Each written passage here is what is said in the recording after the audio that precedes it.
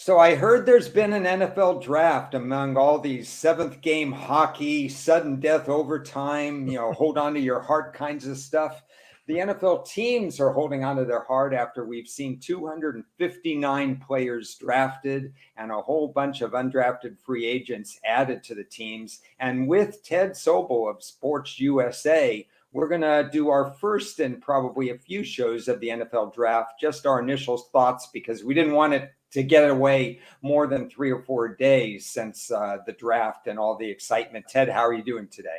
I'm doing good. Got to take my brain a little bit away from hockey and Stanley Cup playoffs on Sports USA. By the way, this Saturday, our next game, Vegas against Edmonton, game 2 of the best of 7. But I thought you were traded. I watched a little of the first round. And I thought I heard your name was traded, so I thought, I guess we're not going to be doing this anymore. No, the big news in this draft is that I was the only person not traded in this Not draft. traded. That's what I read. Yeah. I was one of the others. 43. They said, Ron, nobody wants him. We're gonna stay here. Yeah, I know the same. So I know the feeling. I haven't traded either because nobody wants me either. The overview today is we're not really going to get into draft grades. The draft grades, by the way, when they do come out, and they are out for a number of sources, I'll be recapping them when I do my 64-page final review. They're going to be all over the place this year because people really had different boards, one team to another. It's a little bit unlike any other team in terms of Team A may have valued a player at number 25, Team B number 55. And we saw a lot of that at the end of the first round and throughout the second and third rounds. It's going to be all over the place. And I have a lot of work to do because the grades have a lot more to do than just what happened in the first round. It's about whether you met team needs. It's about what free agents did you sign. Later on, it's going to be about what the schedule looks like. And it's also going to be about what traded draft picks you have, because in reality, guys like Aaron Rodgers count in the draft grade because New York gave up draft capital. Brandon Cooks counts. You name it. There's 11 or 12 players that count. So I'm turning it over to Ted now, and he's going to drive the show in terms of questions and answers, teams, positions, whatever you got, Ted. I'm hoping not to drive the show off a cliff. That's all that matters. I'm really want to talk about the trades first because I think it dominated this year's draft more than any ever. I mean, in the old days, we would see one or two or occasionally, a third round kind of trade, but now it's all over the place. I just want to get your overview of your thoughts on that and how much of this surprised you, or did you expect it to be even close to this? You always get those late round trades because there's a lot of teams that have, almost all teams, in fact, have a board that's about 120 to 140 players. Nobody has 259 players on their board. And when the board dries up, they want to trade out of the draft. If a board still has some of their marquee players, they want to trade into those picks. So you have teams coming out and teams going in the fifth, sixth, especially 6th and 7th rounds. In the second round, we see a lot of jockeying, which I've always talked about, is at the beginning of the second round, you're going to see a lot of teams, a lot of trades, because people look at what happened day one, and on day two, they say, wow, this guy dropped, I got to have him. And the same thing in day 3. The first 3 picks in round 4 were traded picks. You had to have those first 3 because they had another night to sleep on it. So right away, you got 6 picks there. You got 6 trades there. You got a bunch of trades in the middle of the 6th round and 7th round. And you got a few blockbusters early. And that we could talk about, Ted, because teams had differing philosophies. Win now versus Arizona's win later. We know we're rebuilding right now. Let's get going for 2024. And we know this is a bridge year. So every GM follows a certain mantra, and that's why we saw more trades. Okay, so we always stress the term value. Okay, do you get the value that you needed at that place in the draft? You might have picked up the right player for you, but you also might have been able to pick him up the next day, some cases, right? So the question is, let's not go over each individual team, but let's talk about a couple of teams that trade affected what kind of value they got, whether it was good or bad. And one of them is Detroit. And then I think another one is Dallas. And we could drop a couple more teams in there as well.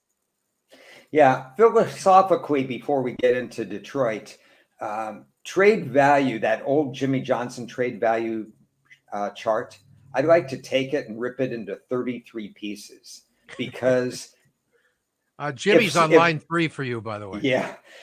If I value somebody at pick 25 and we're at pick 40 and I want to trade extra draft capital to get them, in my mind as a GM, I'm trading for pick 25. In the public's mind, they think, oh, he traded a lot for pick 40. You have to see what player they have and say, wait a second, that player should never have dropped. Jalen Hylett should never have dropped, and the Giants scooped him up, that kind of thing. Rashee Rice, Kansas City, if you believe in person team fit, Patrick Mahomes worked him out. A lot of people didn't have Rice in the second round, but maybe he fits in the second round because of where he went. That's the philosophical part of it. The Detroit part of it is they mismanaged the board. They got good players, but they mismanaged the board. And part of it is because they got steamrolled. I mean, they didn't see Seattle drafting Merriweather at 6. Their ideal draft board, and they thought they had it once the first 4 picks were made, and 3 of them were quarterbacks, was Merriweather, an excellent top 5, top 7 player at cornerback right there. And then they were going to take Gibbs at 18, which I know a lot of people had him in the late first, early second, but the bottom line is Tampa Bay had their eye on him at 19. The Chargers might have taken him at 21. Dallas might have taken him at 26, and Cincinnati would have taken him at 28, and any of those teams could have traded up. I would have been okay with Gibbs at 18, but when they panicked and took him at 12, it created a domino effect, and they lost out on really getting an extra good player in the draft, even though Gibbs is a really good player. Okay, so give us a couple more teams that the trade itself, how they did it, and what they ended up getting for that really affected how you would eventually grade them in this draft. Well, again, you go back, like the Raiders made a trade. Yes. I'm trying to think if it's the Raiders or the Rams, the local teams. One of them made a trade and it was fair value, but they took terrible players with the trade. So that's another way to look at it. Well, that's not fair value if you end up with somebody that's not going to help you. Yeah, but they may have traded a 4th round pick for a high 5th and a high 6th, which I'm okay with. But then if you draft 7th round players, I hate to go back to Detroit on this again, but they made a trade that perplexed me. And if you give me a minute, maybe I'll find it. Maybe not. There's so many trades. It's so hard. Here we go. So they picked 122, 139, and 168 to move up to 96. Essentially a 4th and 2 5ths. Now, first of all, they better be drafting somebody that's better than a 4th rounder to give up those 3 picks. I think that's too valuable. And then they picked a player, unfortunately, that might carry a 6th round grade on my board. And that's a problem for me. They traded 3 picks, and you're going to find, and when I write about this, that a lot of people also pan this pick because they gave up too much for a player that I think they could have gotten easily at 122. So that's an example of where you're giving up too much in any trade value chart, and you're not getting somebody who's perceived to be better than that number. Okay, and that's the Raiders, you're saying? No, unfortunately, that was the Lions again. Oh, I thought you said it was the Raiders. No, I was trying to find the one where they messed up there, but I'm trying to see how we did this. So I mean, some teams like Jacksonville traded down twice from 24 to 25 and 25 to 27. They added 3 more picks. At that particular point, a lot of us knew they wanted an offensive lineman, but there was a gap between the 4th best offensive lineman and the 5th. So the 5th best offensive lineman was in the range of late 20s, very early 30s. from going from 24 to 27, trading with two teams that were not interested in offensive linemen and wanted to leapfrog, for example, Dallas, which is something that seems to be happening every year. Jacksonville was not taking much of a risk. They still got the player they wanted, and they added 3 extra picks. That's a way of manipulating the draft board the right way. Okay, so what trade did you like in the first 2 rounds that you thought this made not only a lot of sense, but they got some quality value? Well, the way Arizona manipulated the board was interesting. So let's look at that. They didn't want to stay at 3, and we all thought about 3 days before the draft that was going to be hard to do, and they were going to be stuck. Instead, they got a lot of draft capital from Houston because there was a quarterback and an edge rusher involved. So they got a first and a third next year. They got pick 12 and they got another pick. So they got a 4-for-1 deal and some very early picks. Unless you think Houston's going to make the playoffs, they have a lot of early picks for next year, theirs and Houston's. And then the way they manipulated the board by going back up to get the offensive tackle they wanted, taking a little bit of that draft capital and going from 12 to 6 was efficient use of the draft board, especially for a first-time GM. And that was the interesting thing of this draft, Ted, is that as a handicapper and as a draft analyst, I had to analyze teams and GMs and coaches at the top of the draft board where 7 of the top 11 picks were being done by first-timers. And we mentioned that, remember, the previous show. Yeah, and that can hurt my head, much less their heads, on how to do it. And they can make mistakes for sure. And I thought Arizona, even though they sacrificed maybe talent in this year's draft, again, they did it to build for the future. And I like the combo move that they did there. And I'll put one more in there for you. Even though I'm not a fan of Jalen Carter, he went to the right team because he won't be asked to play 70 snaps a game or anything like that. And Philly made a mild trade up to get him. Philly, their fingerprints were all over him once he passed Seattle at 5. And I have no problem with that trade on either end because Chicago wasn't going to lose a player. They get a draft pick, and Philly got that player, and Philly had already been manipulating the board. And I trust Howie Roseman to continue to manipulate the board correctly. All right, let's talk about Seattle, because Russell Wilson, as far as the fans are concerned, still plays there, and they still love him because he's helping their roster out for 2 straight years. Yeah. They have rebuilt this team much faster than almost any team could ever be rebuilt. And now they're just not respectable. They should be damn good in the NFC West this next year if these guys work out. Well, if you're of the same feeling as me, is that the Rams are kind of in a transitional pattern, and certainly Arizona is, could Seattle transition themselves to getting more than just, wow, we made the playoffs, that was surprising, to, wow, we belong in the playoffs? And the answer is yes, because they got the best cornerback in the draft, and they got presumably the best wide receiver in the draft to go along with the 4 starters that they got in last year's draft. Really 5 eventually, because they're easing one of them into the lineup, and just a lot of contributors. And they didn't stop there. Derek Hall, who they got in with pick 37, is one of the better edge rushers. Because Atlanta, by constitutional amendment, is not allowed to draft an edge rusher, this was a good pick for Seattle because they didn't have to worry about the Falcons. And this guy can bring it. I think he's going to be a tremendous addition to Pete Carroll's upfront pass rush. And then they got the UCLA running back, Jake Charbonneau. And that's a tremendous 1-2 punch. Unfortunately, every team has their Achilles heel. San Francisco, you can't keep a quarterback healthy. Well, in Seattle, you can't keep a running back healthy. Why not have 2? Why not have a guy who every time he caught the ball, it was a chance to break it open. And every time he ran the ball, it was 5.5, 6 yards per carry. They've got a devastating 1-2 punch, and Pete Carroll likes to mix in the run with a pass. And they didn't stop there, Ted. They got a defensive lineman, a defensive tackle that'll help against the run. They got an offensive guard that they could work into the lineup.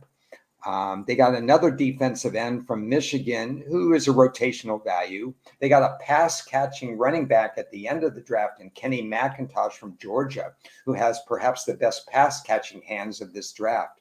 Wow. Seattle really did a good job. The Legion of Zoom, they zoomed up in a hurry. That particular defense, which was totally crumbling 2 years ago, and just because of age, and they had to get rid of Richard Sherman and everybody, basically it's like, hey, we had our years and we're done. And they have rebuilt so quickly. It's unbelievable. Yeah, and 2 conventional drafts, a lot of forward thinking on the team. And the defense, let's not mistake them for top 5, even with everything we've talked about. But the thing is, a couple years ago, they were bottom 2. And then they were middle of the pack. If they can get themselves into the top 10, now with a 3 wide receiver, 2 running back, 2 second-year offensive tackles, and an offensive guard and Geno Smith with confidence, things are looking good. Okay, we mentioned trades before. How much does Miami belong in that conversation? Miami's whole draft is based on trades. Last year, there you go. But 8 picks in 2 years. But how do you feel about what they did with those trades? Well, basically, first of all, they have to do the New Orleans thing, and that's stay healthy. Because let's face it, if there's a big gap from the first string to the third string, or even to the second string at this particular point. So I'm looking back at the free agent moves they made this year. We know what they did last year, but they also added Bradley Chubb, which is, for a first round pick. And of course they lost they had a tampering thing and so on, or they would have had another pick in the San Francisco deal, the Trey Lance. So they're without a first round pick, but Bradley Chubb does count in their draft grade. Tyreek Hill in the previous draft grade. So Tom Brady figures in their draft grade too. Yeah, more or less. You didn't even think about that. Jalen Ramsey figures in their draft grade. So they have essentially, would you rather have, a first and a third, or Jalen Ramsey and Bradley Chubb? And, I think even at the prime where Jalen Ramsey is and Bradley Chubb is still young, these are 2 really good players that they've added to what they have on the roster. And they drafted a running back who is just too fast for the rest of the league. He's another one with great hands when he's out in space, and everybody on this team is out in space. Jalen Waddle when he's out in space. Obviously, Tyreek Hill when he's out in space. Now they have a running back who's out in space. I mean, these guys are going to go warp speed, and that's just a tremendous pick for. And a lot of teams let him go as a pass-catching running back. And they're going to have a rotational running back room with the same guys they ran last year, the Mostert and Wilson, the San Francisco carryovers, and so on. But this is a team that knows what they want to do. I really think they have a plan, and I think they've executed it their way. If you'll pardon the pun, Tua is the only one they don't want out in space, and he better know what day it is. No, you have a good point there. If you tell me that he's on the roster and starts all 17 games, I tell you that it's not a done deal that Buffalo wins this division. Not even close to it. But if Tua cannot stay healthy, they're in trouble. Yeah, because I've mentioned it before. I'm not saying he is Kenny Stabler, but he throws like him. The slant patterns, the way he moves people around the middle. And that's what you want. You want Tyreek Hill on a slant pattern. You want Waddle on a slant pattern. I mean, it's a thing of beauty. And this offense has Tua's fingerprints all over it if it's going to excel. How about San Francisco, what they did? And I guess disappointing would be the key word there, right? I mean, they didn't really improve maybe to the point where they needed to. Or they're kind of filling holes. And when you're plugging holes, you're not getting better necessarily. Now, we know, of course, they're going to have a third defensive coordinator in the last 4 years, so they're going to have to deal with that. But basically, they still have a fundamentally sound defense with an incredible front four, a built by first-round front four. McCaffrey counts in their draft grade. And obviously, he's a special player. He's just not the running back that, you've heard me say running backs don't move the win needle. McCaffrey moves a win needle. We know he's that. unbelievable. He's the best Swiss Army knife of the last 10 years. Yeah. And Shanahan's, whoever's at quarterback, it's a friendly system for quarterback. Kittle, we know he does everything and anything you ask him to do. Their wide receiver core is better. Their offensive line is not bad. Is it perfect? No. But you have a situation where they didn't have to do much, but now they're replacing one really good kicker, somebody you've been high on for years, Robbie Gould. He's automatic in the playoffs. And as much as you drafted this kicker in the third round, you don't know the kicker mentality in close game situations. Oh, yeah. You could try to drill in their head, but some of the best and well thought of kickers have failed miserably in the draft. And that's a third round choice they let on him. They lose Jimmy Ward at safety.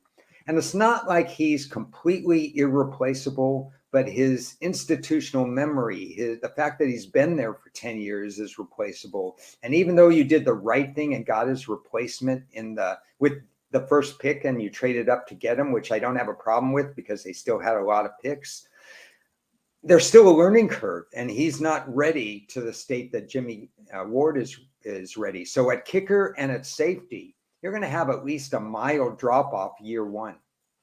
Yeah, I don't want to say concerned because they have really good defensive players. But when you traded your defensive coordinator, as good as anybody in the league, for nothing, you lost him to Houston as a new head coach. I mean, that's a little bit concerning. You just don't know what the new guy's going to do. Yeah, if I look at my numbers here, I thought they needed to replenish at DB, and they did that. They got a safety and they got a cornerback, not a highly rated cornerback, but at least they took it to heart that they had to replenish in that area. I wanted them to take 2 offensive linemen. Unfortunately, they took 0. So that's an area of concern for me. And a little bit more at linebacker I would wanted them to do. And they took a linebacker, they took 2 linebackers, but I wouldn't say that picking 2 linebackers at pick 214 and 255 means that you're going to get better at linebacker. So there's going to be a drop in a few different areas, and they possibly could be exposed by other teams. Still solid. The draft is a lot about projection, and it's not an automatic correlation to what happens next year. I think last year was an anomaly because it was such a good draft that so many people were ready right away because the COVID extra year and a lot of superstars. I don't think we can expect a tremendous correlation to 2023. But what San Francisco did, they have to take, I think, at least a small step back in terms of what their roster looks like right now. Okay, let's talk about a few positions here. We'll start with quarterback. Obvious start. What the hell happened in this draft with quarterbacks? You had the 3 of the first 4 guys were quarterbacks, and then you had to wait a while, and then about 75 more were chosen. It's like, what was going on with that? And how many of these guys realistically have a chance to do anything in this league outside of the top few? And how about the Rams pick? When you get a likely career backup at best, no matter how good he was in college. So you've hit a nerve, Ted, and you've hit a lot of different good topics. And rather than dwell on the top 5, which I think went in exact order that I would have taken them. So I have no problem with that. Let's talk about the concept of 95 quarterbacks being drafted in round 3, 4, and 5, or whatever it is. And every time somebody else took a quarterback, another team panicked and said, we've got to take one. Wait, they took one. We've got to take one. It was a domino effect of quarterbacks. And none of these guys are long-term starters, in my opinion. Jake Haener, I think he's the only other rated quarterback I had. And he's an interesting case. He doesn't have the typical measurables that you'd say, oh, well, he's my starter or whatever. But he has some intangibles that I really like. And he came from some good systems. So I'm okay with that. Stetson Bennett cost me in the pocket, for a fine draft and all the long shots that I hit. Stetson Bennett was a pocketbook burner for me because I had him going no sooner than the 7th round. The Rams saw some intangibles in him and a little bit more athleticism than other people thought, which I agree with. But the bottom line is what you get in Stetson Bennett is you already have his ceiling, I believe. He's played with the best players on the planet in Georgia, it seems like. He's been in the NFL well. the last 2 years, basically, right? Really? It's Alabama, Georgia talent. I mean, it's NFL. And Eagles, too, Philadelphia Eagles. Yeah, and Eagles talent. Yeah, absolutely. So Stetson Bennett, yeah, he can grow in terms of knowing that the game, the NFL game is faster than the college game, and he'll get better at anticipating windows and all that. But in terms of his overall progression, whereas Anthony Richardson, the sky's the limit, there's not much more of a ceiling for Stetson Bennett. And so he's a relief pitcher who at the best gives you 2 or 3 games, and his stature is not one that you want to trust for a 17-game season.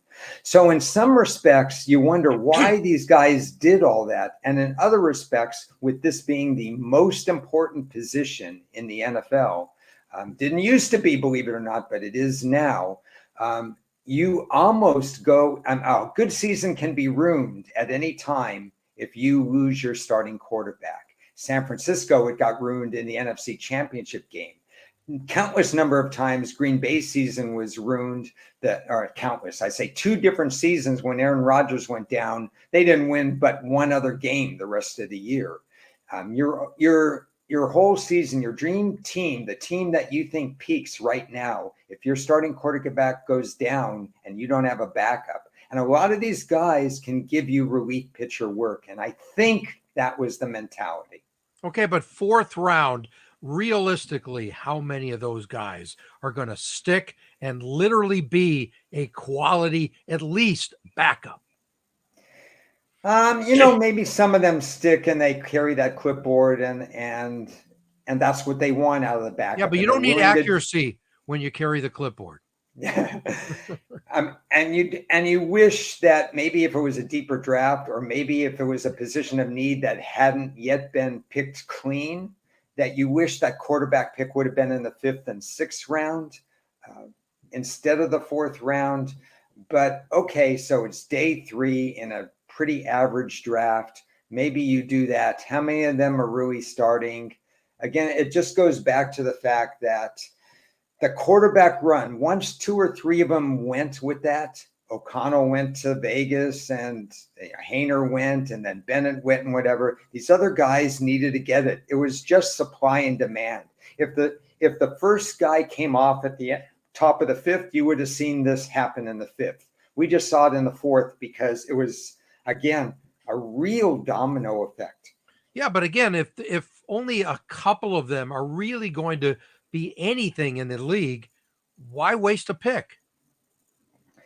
Yeah, you want me to tell you what ones, in a way, yeah, do you have a couple of guys besides the obvious top 5 that might stick because you just see the potential? You say, yeah, that guy looks like a pretty decent backup that you would have no problem holding on to.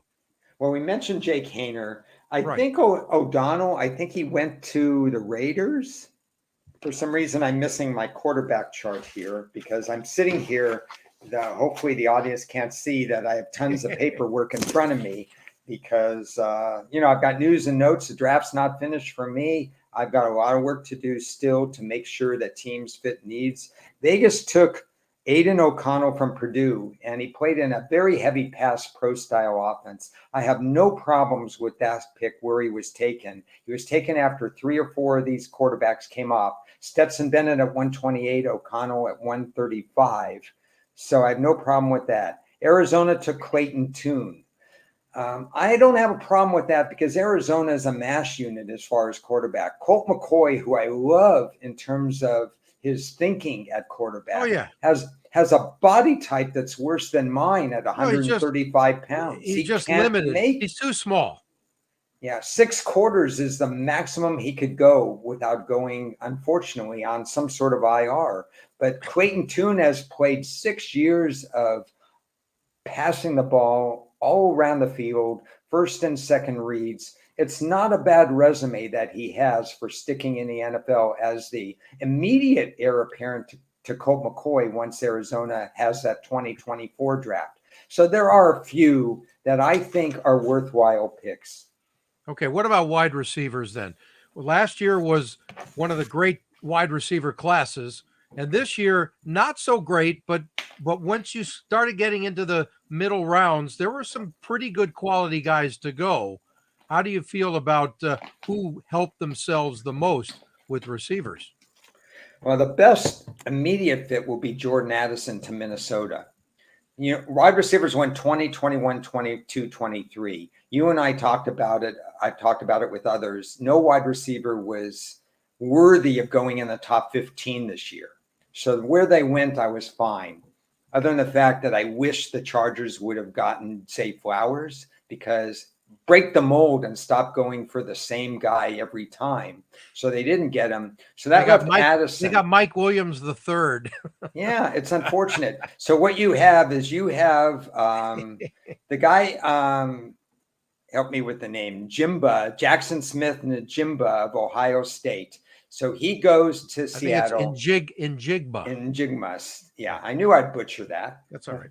But he's going to Seattle and he's going to contribute because what an upgrade for third receiver. And then he might replace Metcalf or he might get good enough. But if you look at 2023 production, it's going to be average for him. It's going to be average for Zay Flowers because he went to a run-dominated team. It's going to be average for Quentin Johnson because his route tree is missing right now. He's got to get up to speed. And it's going to be off the charts, perhaps, for Addison because he goes in immediately with Justin Jefferson, and he's the number 2 guy ahead of one of the other guys. They have Osborne, who's really built to be a number 3 and a decent number 3, but he's not built to be a number 2.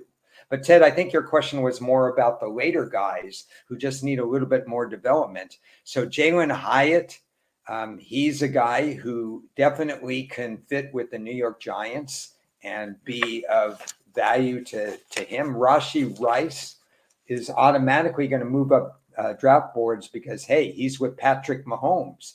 That helps a little bit, doesn't it? And he's already pretty smooth. And he was very productive at SMU. He's used to getting open over the middle.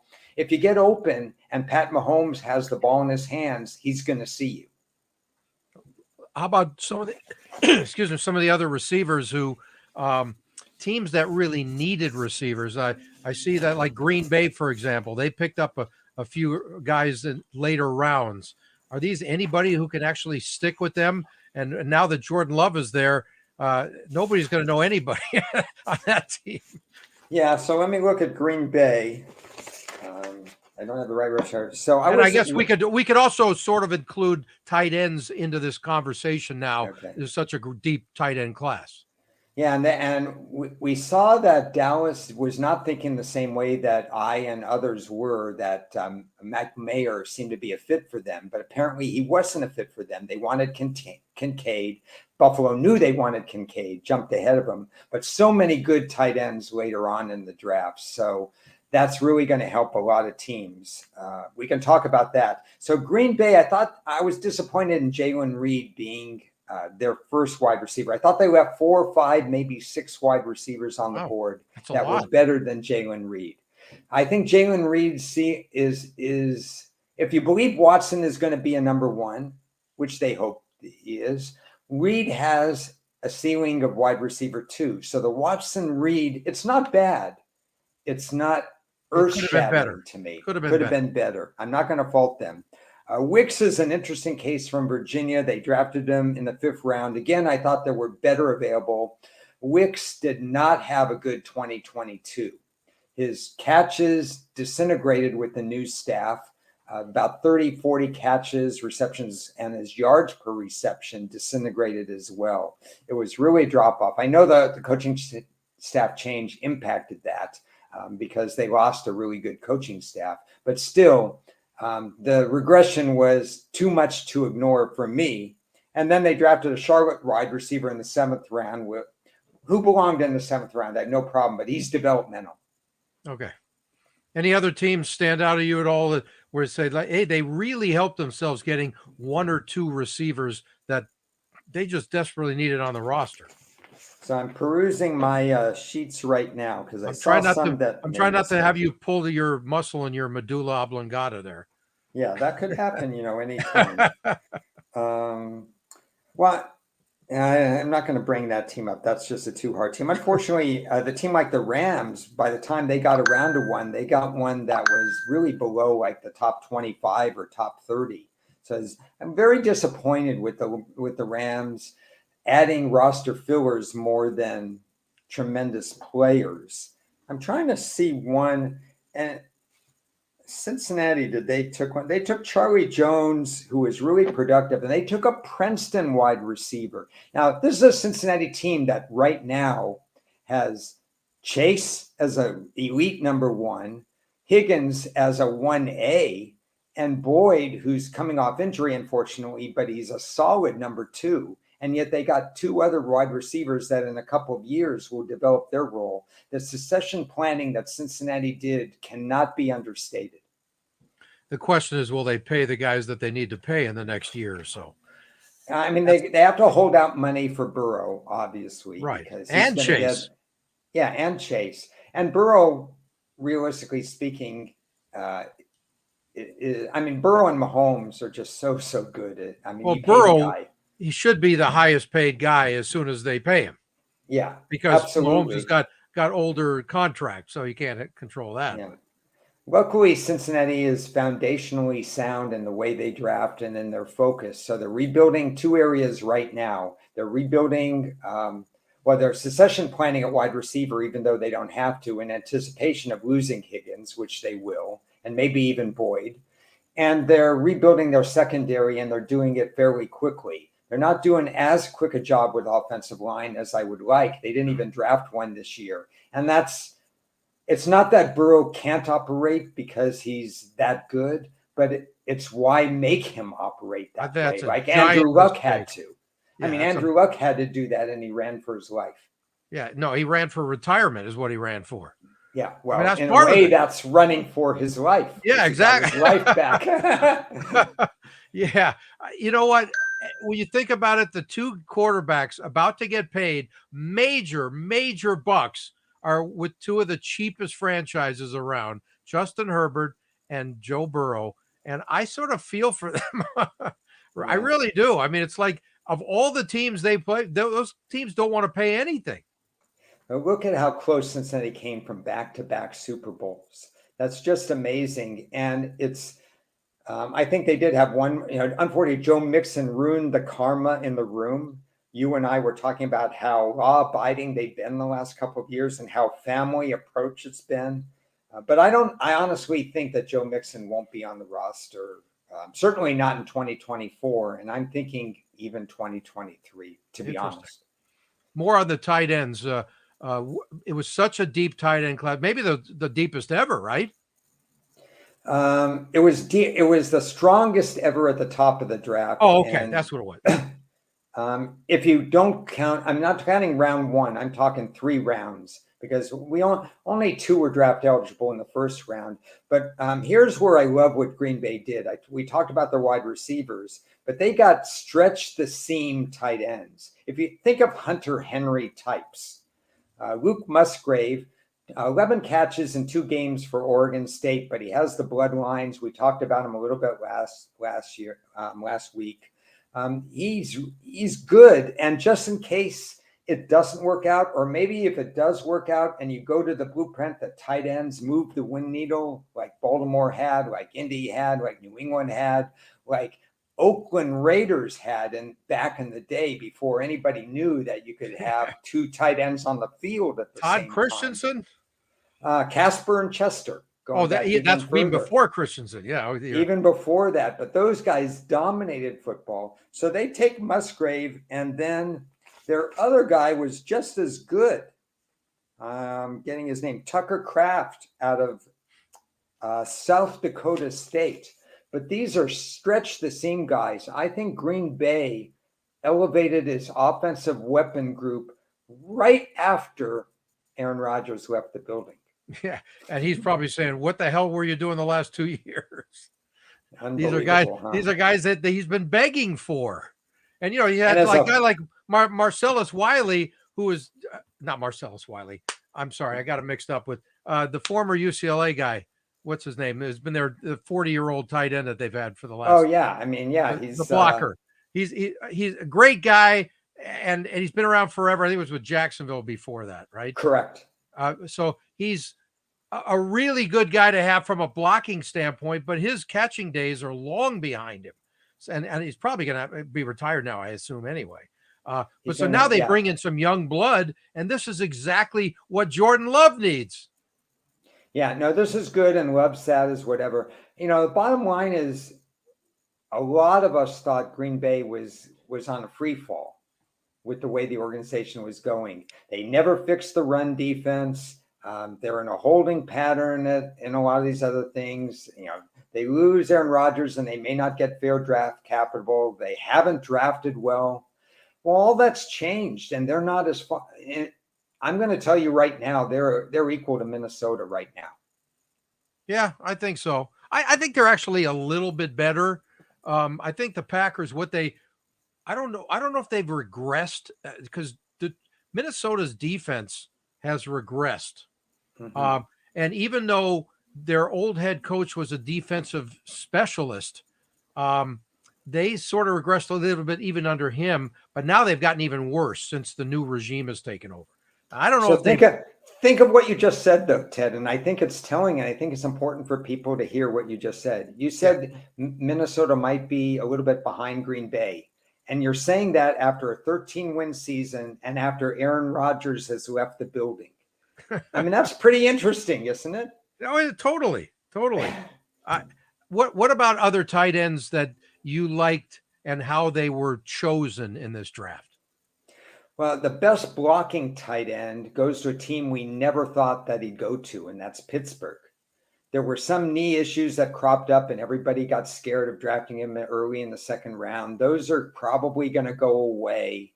And here he is. We know Pittsburgh needed blockers. Well, they just added essentially a sixth offensive lineman in Washington from Georgia. He blocked Brock Bowers was their tight end, and he would have been the first tight end off the board in this draft. So he still has a good ceiling for a pass catching tight end. He was incredibly athletic at the combine, and he's already a devastating blocker.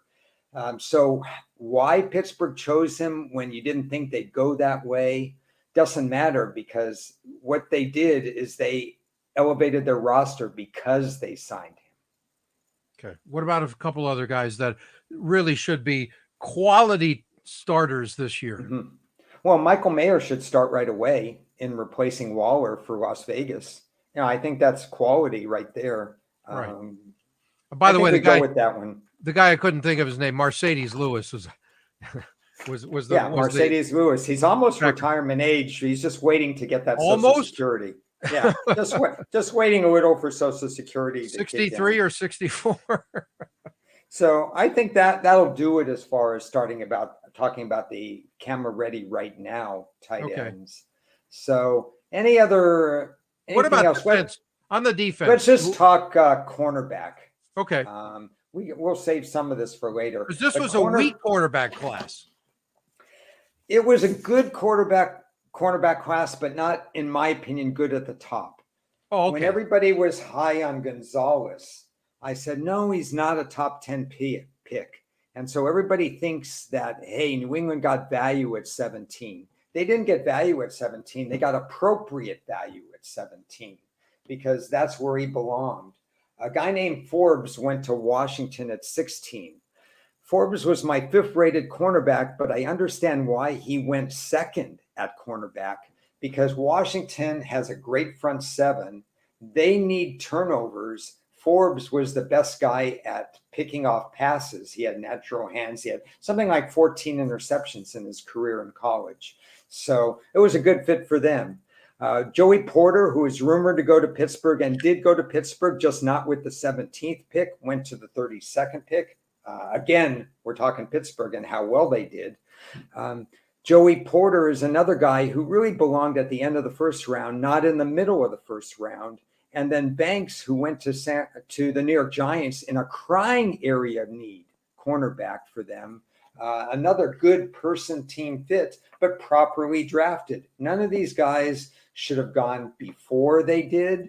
Maybe Forbes, but he went to the right team. And in other drafts, we've seen cornerbacks. We saw cornerbacks go 3rd and 5th last year. So this year they go Witherspoon 5, and then you go all the way to 16 for the next one. And then you go to 24, and then you're already in the second round. So from that standpoint, it wasn't a deep draft at the top. But Ted, here's the thing, and I said this before, and this bears repeating. Teams are using 3 cornerbacks on the field at the same time. It's a valued position. We saw what happened with Patrick Surtain in Denver, how quickly somehow he got this thing going for Denver, and their defense didn't miss a beat. What about the Jets, who had about the 29th best defense, 30th best defense? And Sauce Gardner acts like he's, the king of he is the king of the world. He's already a top 5 cornerback, and he didn't even play in a Power 5 school. So cornerbacks are important. You draft them, you develop them, because they're getting on the field. Okay, you want to go a couple of teams in each conference that you really like what they did.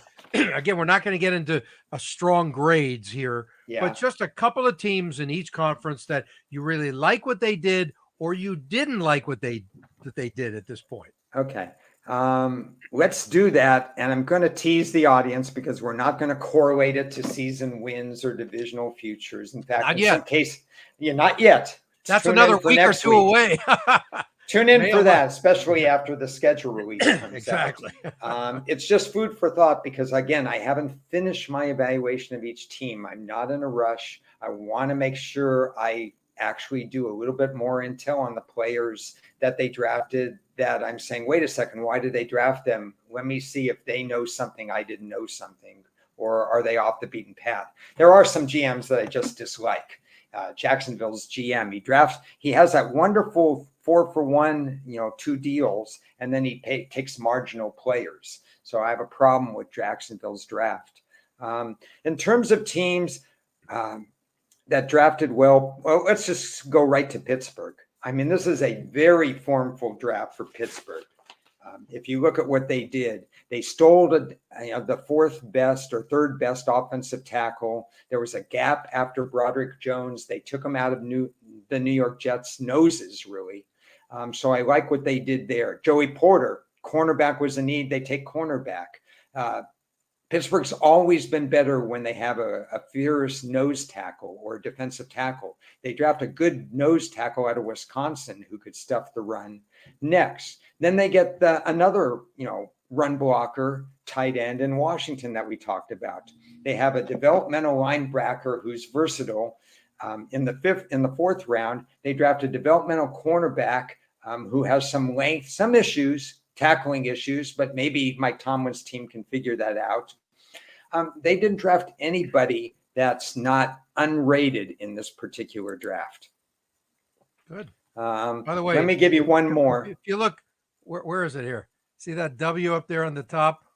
Yeah. My Wisconsin football. Oh, okay. Go ahead. Just thought I'd throw that in. Go back. So I'm going to give you, you need to give me 2 minutes of your impressions while I plug my battery in.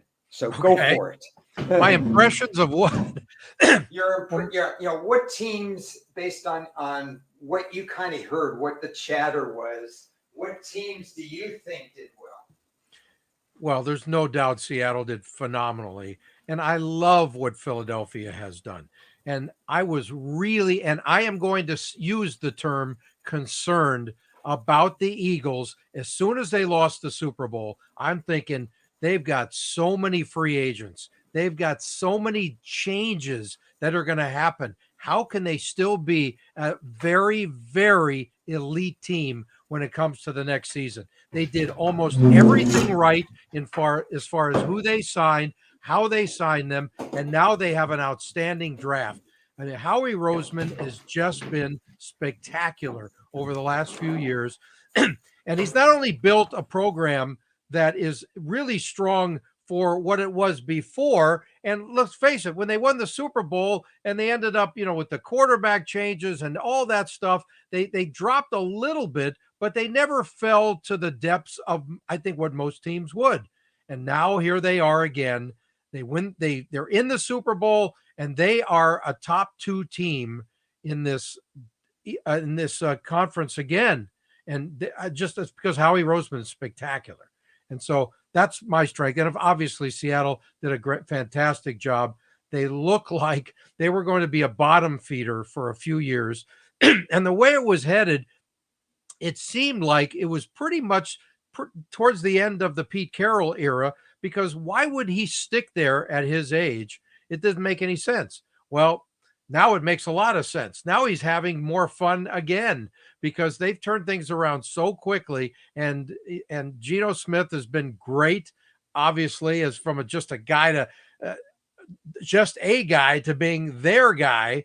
And as long as he stays healthy and doesn't try to do anything crazy out there and try to be too much of a gunslinger, he's been outstanding. And there's no reason why he couldn't do that again for the next few years. So good for the Seahawks, good for the Philadelphia Eagles, Pittsburgh Steelers with an outstanding draft. I love what they're doing. And I love what Houston did too. Not only have they have a good draft, but look, you bring in D'Amico Ryans. He is such an organizational stabilizer. The guy's a quality class act. He did such a fantastic job with San Francisco as their DC. And that's my concern with the Niners. They lost this guy. I don't know how that's going to affect things defensively, but he is just outstanding. And I'm not a big fan of bringing in the defensive guys to be your head coaches anymore. It's just such a new game and a new era. I strongly would bring in an offensive guru type. But D'Amico Ryans, whatever the transition is there in Houston, I guarantee you they are not going to be looked upon as the bottom feeders for very long as he's there. They cleaned up the front office as well. So it looks like their GM is doing a decent job. And I just like what they're doing. Some of the other teams, though, when you look at the Rams, we mentioned it 100 times, and so is everybody else, how they mortgaged their future by acquiring what they did with Matthew Stafford for the short term. They got their Super Bowl. It's, you can't put a dollar figure on that. It's wonderful. I think they're over under 7.5 this year. That's not good for a team that just came off the Super Bowl 2 years ago. They have got holes to fill still. I don't think they did it with their draft. I think, they lost some key leaders on that team, and Aaron Donald looks like he's got 1 foot out the door into retirement, and maybe their coach is going to stick around, but they need to build up that roster because they have very little depth on that team, and it shows. And their O-line is below average with an older quarterback who is now fragile, and I don't believe that Matthew Stafford's arm is going to hold up for the whole season. I see Ron's arm right there, and it looks almost as strong as Matthew Stafford's arm. And hopefully he plugs in all the plugs and gets back with us. I've told him, if you got a problem with your battery, the least you could do is plug it in all along. And now he's out the door altogether, and it's only me with you guys. I don't have the access to see, like we do with Chris, Las Vegas Chris, we have all of the comments on the sides. I don't have that here with Ron because Chris has a different kind of a setup. So hopefully when Ron comes back, we'll be able to see. I don't know if he has access either to who's called in. Here he's back. Do we have access, Ron, to any of the viewers here and any of their tweets or anything? Do we have access, or is that only with LV Chris? Only with LV Chris, I think. I don't have access. Sometimes I can get them on YouTube. Sorry about that. I heard it's all what good. You were saying. Yeah, and by the way, I think about 300 of the people watching just deleted everything because they didn't want to hear me anymore.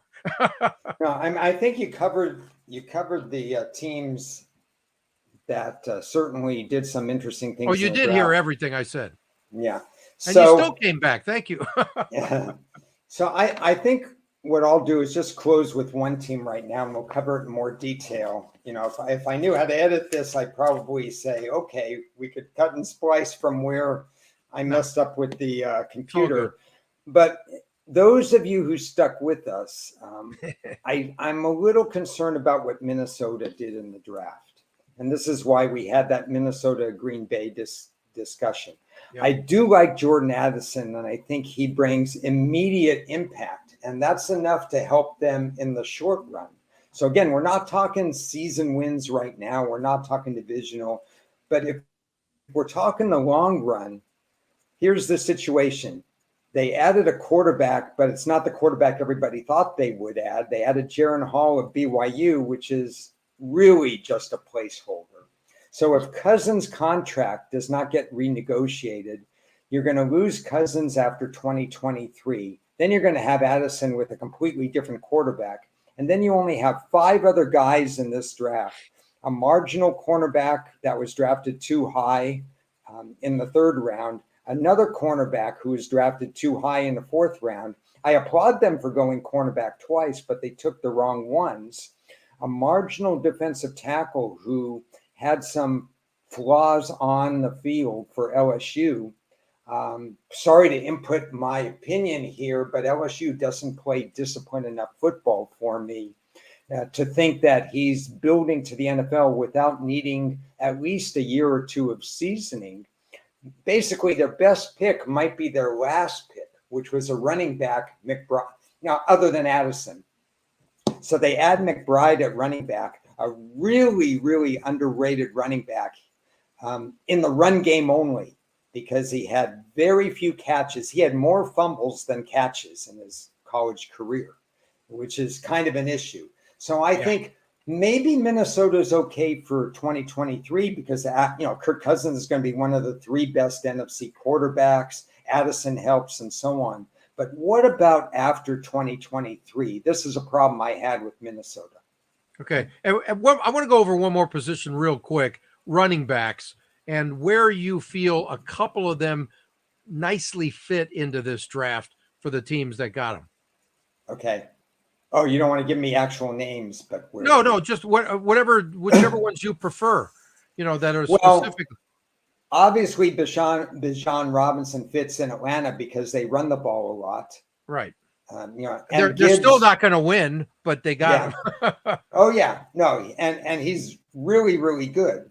So I have no problem with that. Yeah. We talked about Charbonnet, who fits really good in Seattle. Kendry Miller might eventually replace Alvin Kamara. Kamara is going to be probably suspended. And at some point, if he repeats what he did in 2022, then he's lost his legs a little bit. His per carry average and his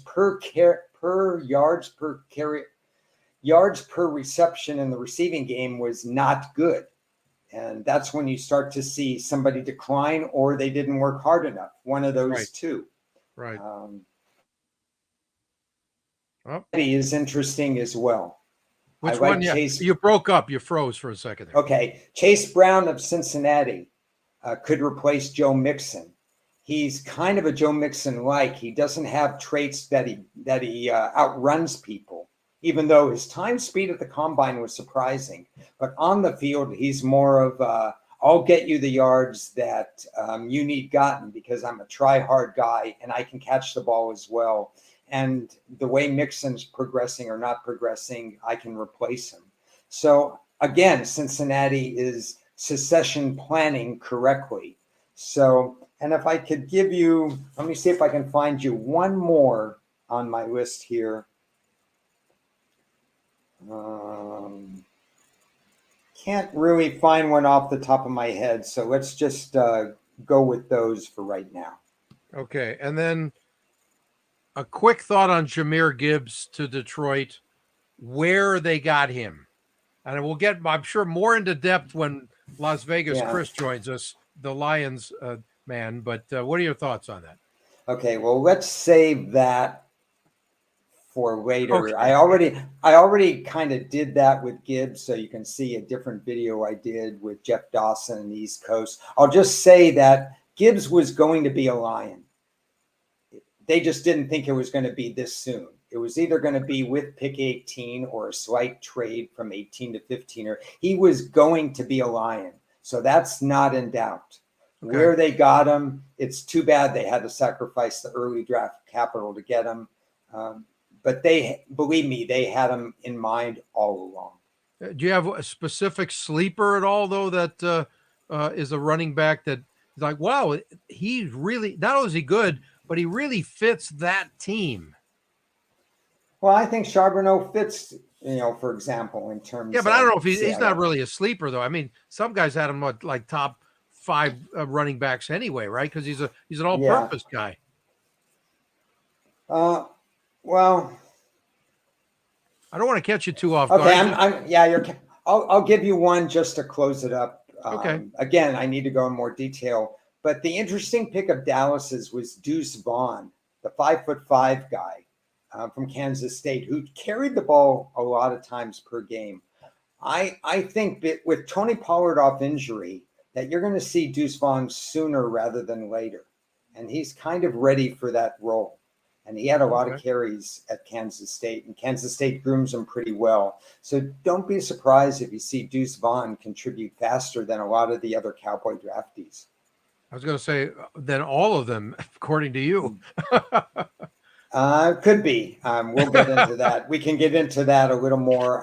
When we have Chris, it's kind of a transition that we can go to now to close this up. Didn't really intend to go that long, but I messed up with the battery thing. That's all right. So hopefully you stayed with us. You got a little bit more nuggets, but we got more coming.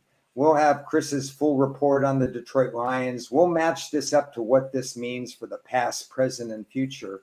And we'll go into a little bit more detail, and probably on Chris's feed, we'll get a few more questions, but we'll have more answers. And then when the schedule comes out, Ted, we can really go over that and what that means, because I'm telling you, if you remember back from last year, placement of the schedule was a key component in how we handled bets during the year. Of course. It was, to me, one of the exciting parts of our weekly broadcast last year, and how the schedule and how revenge games and how reunions played out, and when they were important and when they were not important. I talk about important. I mean, in the old days, and it wasn't that long ago at all, but certainly many, many years ago, when we couldn't wait for when that schedule came out, and we didn't know when it was coming out. Now they want to make it a national holiday, because I think it's May 11th, right, is when the schedule comes out. May 11th. May 11th at what, like 2 p.m. Eastern time or so? I mean, it's like now it's a big deal, and it sort of is, but at the same time, it was like a total throwaway. When it happens, it happens. We had no idea. Oh, you want to buy my book? That's right. There you go. And look who's there. There's Aaron Rodgers in the wrong uniform. Come back for next week's draft talk. Thanks that'd be great. Everybody who watched this one, and we got some good things coming up. NFL 24/7. Goodbye, everybody. Later.